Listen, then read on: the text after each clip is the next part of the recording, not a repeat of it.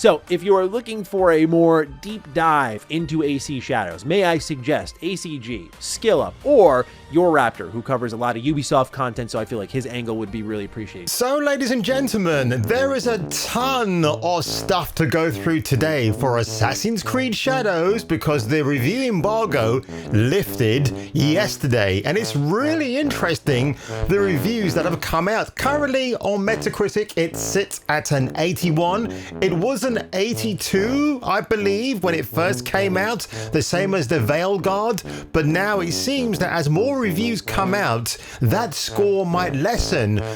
But the big question we all have to ask is, folks, is Assassin's Creed Shadows the end of Ubisoft? Well, I'll give you the answer to that question right after these opening titles.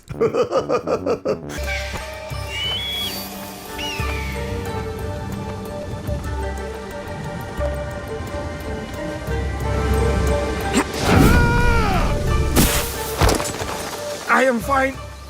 This is fine. My back. Oh, my back.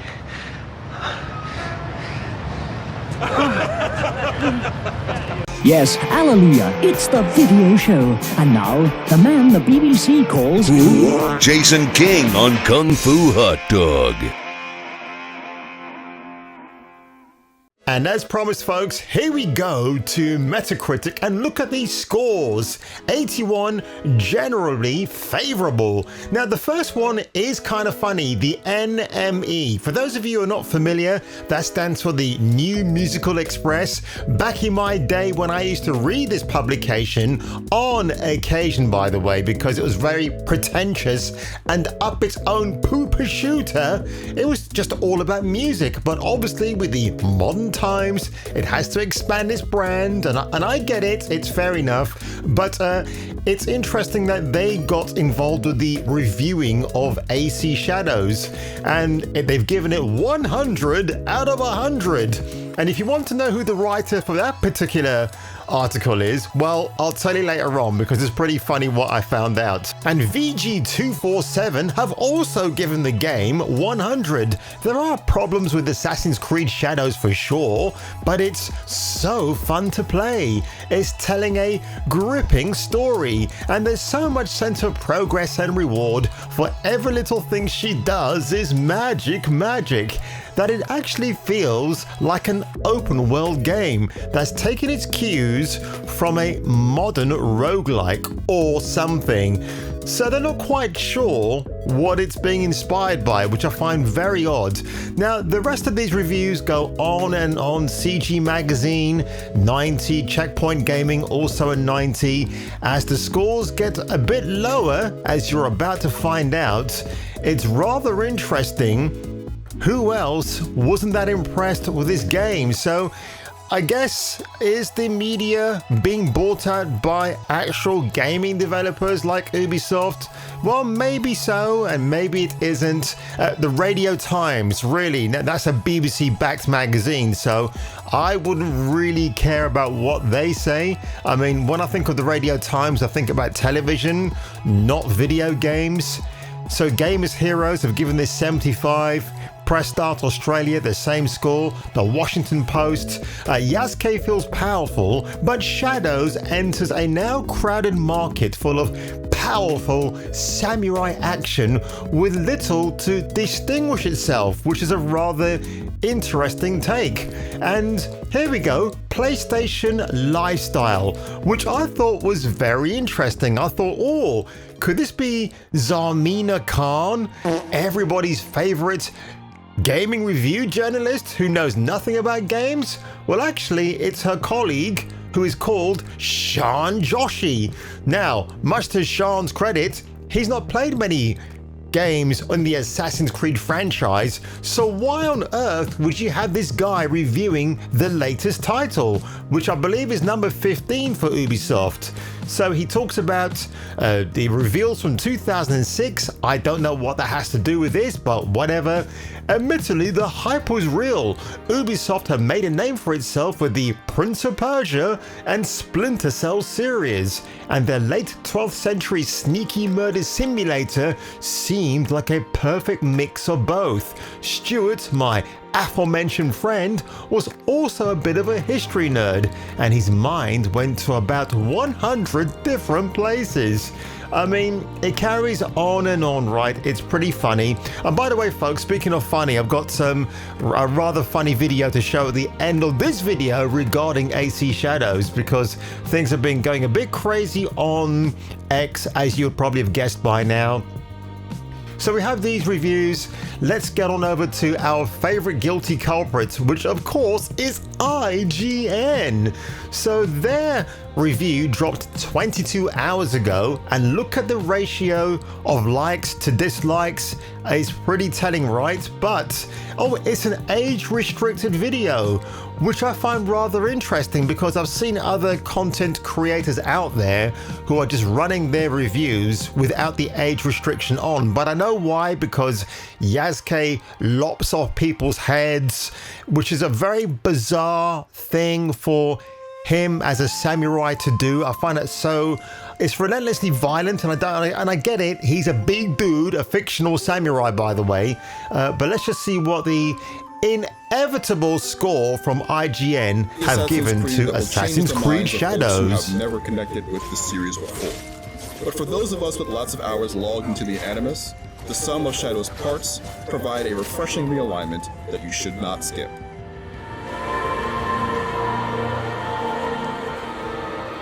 So there you have it, folks. This game is an 8. I was honestly expecting a higher score than that, maybe a 9, maybe even a 10, because they didn't hold back when The Last of Us 2 came out, and then it was found out much later on that the guy who actually gave it a perfect score also got himself a job with PlayStation in the end. So you go figure. Coincidence? I think not. So there you go, an 8 out of 10 from IGN, which is obviously looking good for Ubisoft at the moment. And I do find it rather funny. Now, Echo Apsey, the gentleman, if that's what you want to call him, is also a freelance journalist for NME, the New Musical Express. And there's 2 articles that I found just randomly regarding this game. How the Flight crafted, that's the Flight is a group apparently, Assassin's Creed Shadows stunning supersized soundtrack. So that makes sense, because again, NME is a music-based magazine.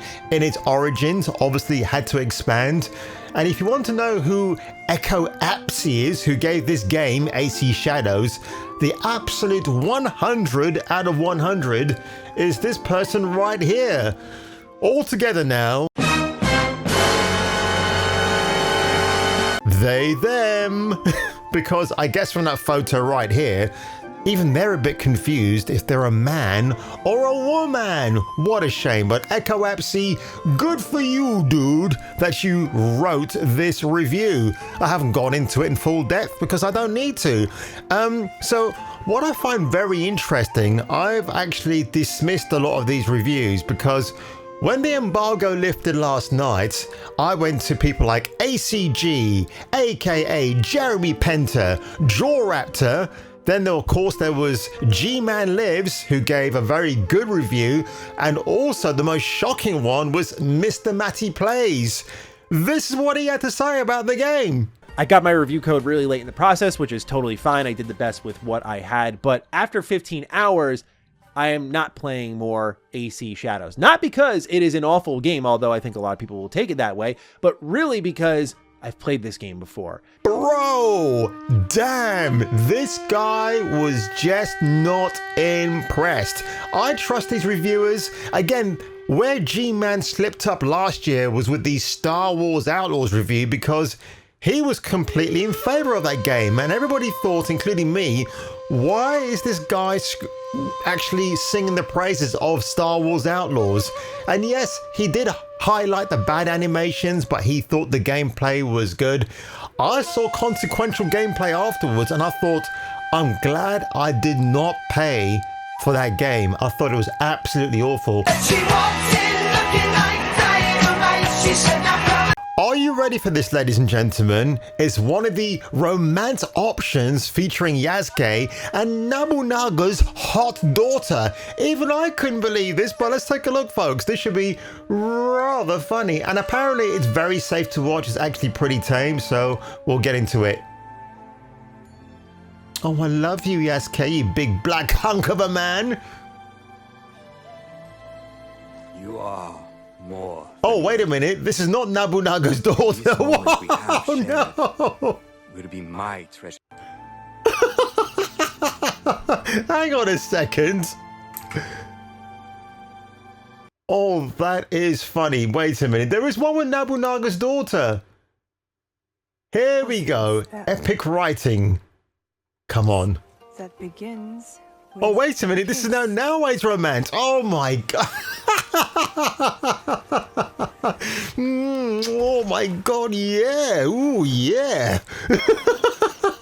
I haven't seen this yet. This is so funny. Lust is a journey of 1,000 steps. Oh God, the dialogue is so awful. Oh my gosh, this is hilarious. Oh, this is funny shit. Oh, I love this. Honestly, guys, that is hysterical. I did not know that was coming up. I was looking for a romance option between Yasuke and Naoe. Or in this case, no way. It's just so funny. So what's my final thoughts and feelings about Assassin's Creed Shadows? This might be an unpopular opinion from me to you, but I am strongly thinking about buying this game to play it, mainly as Naoe. Now, if you watch the reviews, if you could be bothered to watch the reviews, they say that Yasuke doesn't actually come into the game and like for another 10 hours. So you can actually play as Naoe for most of the single player campaign, although apparently some missions do require you to play Yasuke by default.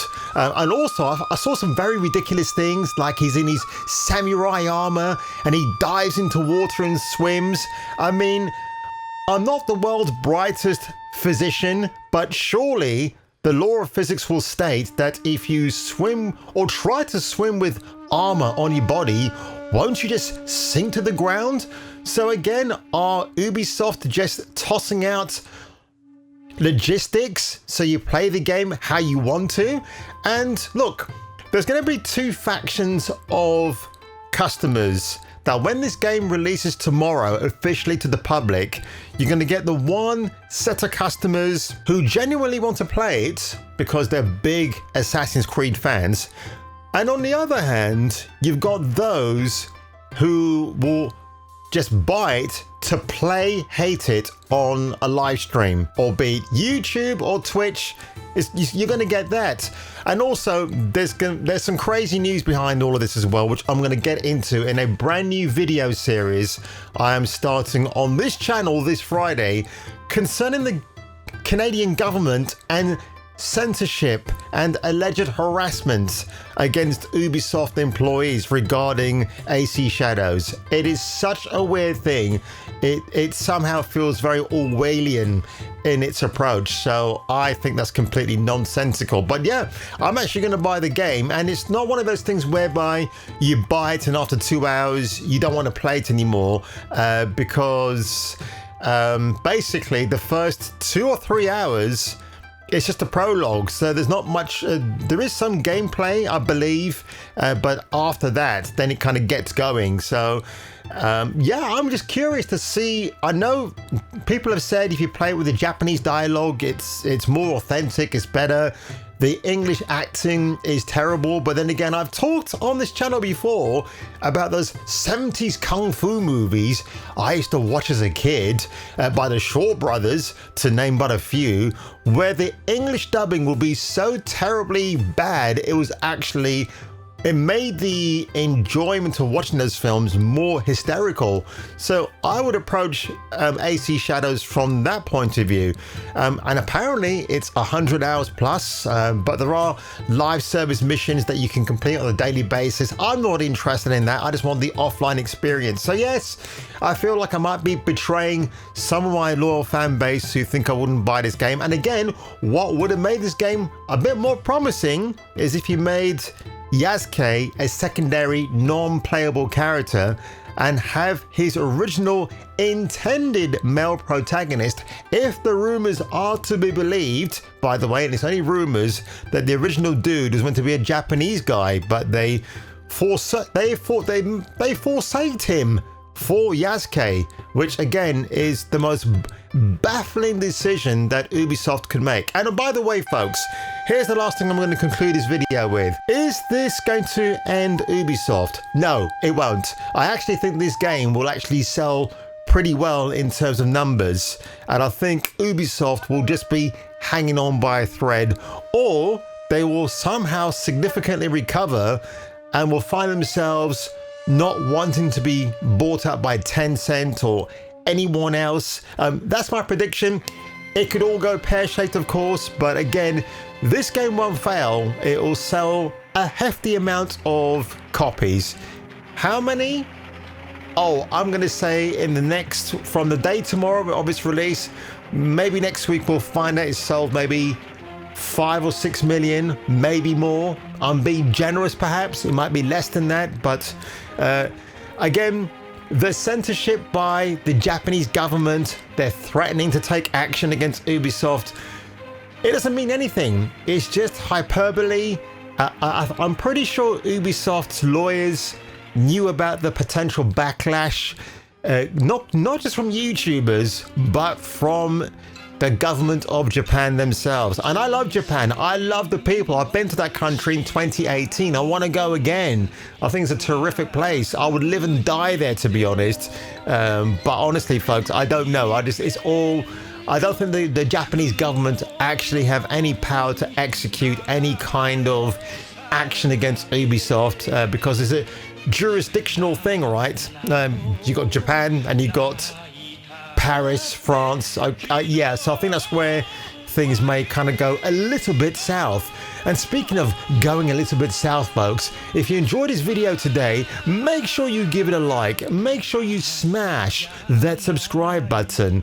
And if I were you, and if you were me, you should definitely return for the next video. Lust is a journey of 1,000 steps. My name is Sarah Bond. My pronouns are she, her.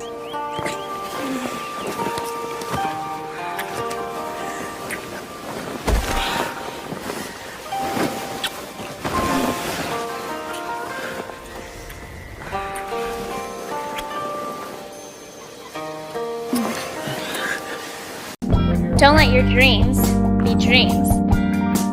Dream of me. I'll make your dreams come true. Everything's possible with me.